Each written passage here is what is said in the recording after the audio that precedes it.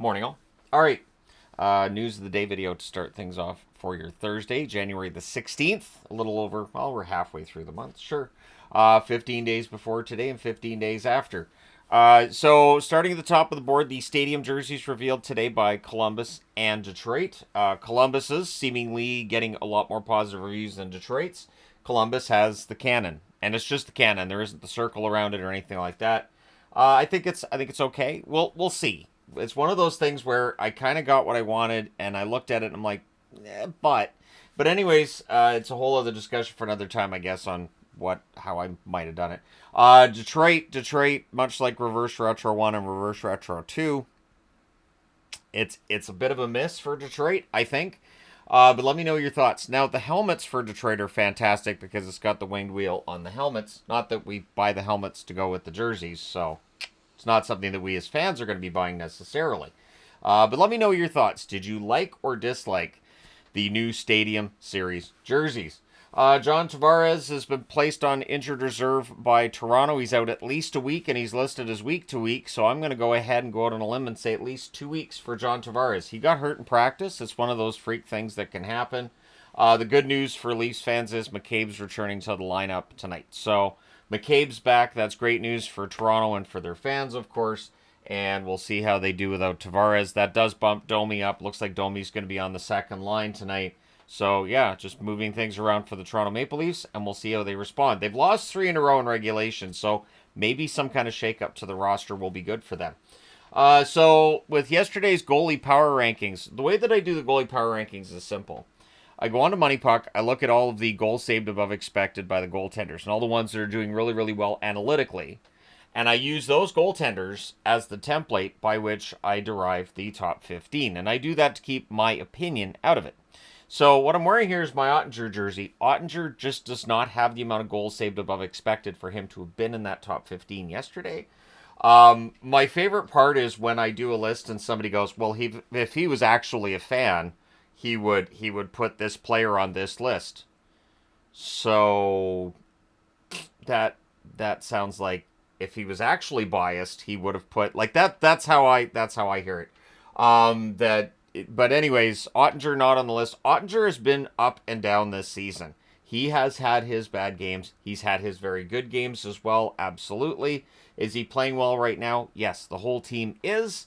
But again, that advanced stat that I know a lot of people, will take umbrage with and whatnot, that's where Ottinger ended up falling short, and that's why he wasn't in the top 15. Askarov almost escaped my look too, but I realized Askarov's 4.1 goals saved above expected was over a very short period of time, so I felt like Askarov belonged in the top 15, and that's how I do that. If it was just based on, well, I think these are great goaltenders, it would be a completely different list, and analytically it probably would not be entirely accurate. So Boston, the team, Cam Neely admitting the team has 2 paths. When we get to the trade deadline, they'll decide whether they're buying or retooling a bit. And as soon as I heard the word buying, I kind of died a little inside. Boston is not in a position to be giving away future assets right now to buy at the deadline. So I really, really hope that Boston's not going to give up a first-round draft pick, a second-round draft pick, not this year, not next year. I'd rather not see that take place. I don't want to see them parting with, say, Poitras to get a rental at the deadline. Like, I don't want to see that. The Bruins need to do a retool. They absolutely need to, whether they're above or below the playoff line. They need to refresh that lineup. They need to get some more high-end young players, and they need more draft picks. And you can do that without trading yourself out of the playoffs as well. I hope they approach the deadline the right way here, and they do like a slight retool, because that's what's needed. If they can add depth down the middle, and I'm talking about talented depth down the middle, that would be great as well. Because you're not going to be able to replace Bergeron. There is no such thing as replacing Bergeron, but they should be looking for that next big number 1 center. And if they can't draft him, just look around. Look at organizations. That's what all the scouting is for. So Buffalo, if somebody was going to have this stat and make an NHL first, it's going to have to be the Buffalo Sabres. The Buffalo Sabres are the first team in the history of the National Hockey League recording the statistics on shots on goal and everything, which started, I think, at 65, 66. They started recording all the stats we have now. They are the first team to have a goal in a period where they did not record a shot.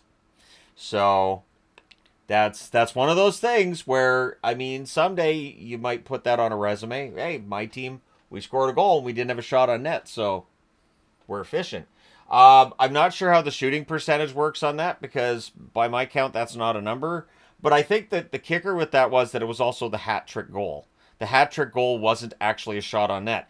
It is one of those things that is the most Buffalo that a Buffalo could Buffalo as a Sabre. So it's very much a Buffalo stat. And I know Buffalo fans will probably have a good sense of humor about it because at this point, if you're a Sabres fan, you either have a good sense of humor about all this, or you're not watching anymore and you've given up on hockey and you might just be watching all the baking shows.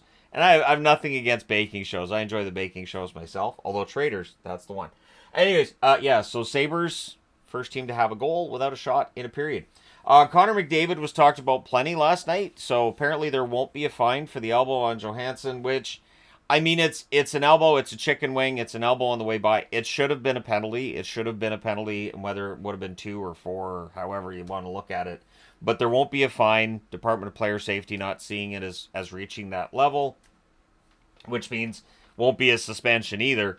McDavid also last night lost in that he has passed Jari Kurri for second on the all-time list in points by an Oiler, trailing only Gretzky. Gretzky's the one that he's trailing, so I mean, he could catch Gretzky, because Gretzky didn't record all of his points in Edmonton. It all depends on how long McDavid's an Oiler. He could very well end up someday being the number 1 scoring Edmonton Oiler of all time. The Oilers also, while we're talking about the Oilers, they've won 7 of their last 8. They're playing fantastic hockey right now. The game against Minnesota last night showing that. And they've won in various ways. So they beat the Kings at their own game last night. They beat the Wild. It was just kind of a war of attrition out there. But every win the Oilers get, it's of a different fashion. So it is impressive to watch. So one thing I want to throw out there is sort of a heads up. So we have a polar vortex coming in that's going to sink a lot of Canada into just an absolute deep freeze. I know it's going to affect the northern areas of the U.S. as well, and just it's going to affect most of the continent, really. But when that happens, the room that I'm in here does not have like a heater in it, other than my little space heater here, and it gets very cold overnight. So we run the space heater. I usually turn that on a couple hours before I come in here in the morning and get things rolling. And I get things rolling a couple hours after I wake up, because I used to do videos when I woke up in the morning. People were like, "He looks like he's hungover. He looks like he's stoned. What's wrong with him? I think he's sick." And I'm like, "Okay, I can't do. I don't wake up well. I'm not a morning person." But the cold weather coming in tomorrow means I close the set off. So the videos that we're going to be doing over the next almost a full week. It sounds like this is going to stick around from tomorrow right through until next Wednesday. And so I'll be doing those videos in a different room with a different setup and everything. I do take the TV out of this room, but this room basically goes dark for those days, so we can save on our heating bill at least a little bit, because trying to heat this room when there's a cold north wind that's just hitting, or well, easterly wind that's very northerly in its coldness. But that wind hits this wall and this room just gets very, very cold very, very quickly. So we're going to be doing that. And of course, Hockey Day in Canada is on Saturday, meaning that it is hockey all day. But it's hockey all day every day for me on Saturday anyways. So going to try to have some fun with it over the coming days and when we get into the other room. So there will be comments of, why is he there and the audio's not as good, and why? It's just, it doesn't make sense for me to be in this room and to try to keep it at a reasonable temperature when it's just not going to happen. And also, I will throw this out there. It is going to be cold here, but it's still warmer here than it is for most of the rest of Canada. So I am always grateful that when I'm cold that it always could be worse. So I do keep that in mind. But at any rate, hopefully people stay warm over the coming days. Let me know your thoughts in the comment section below, as always. Don't forget to hit like and subscribe in the event you may not have done so already. Thank you guys so much for all your support, as always. I will talk to you again soon.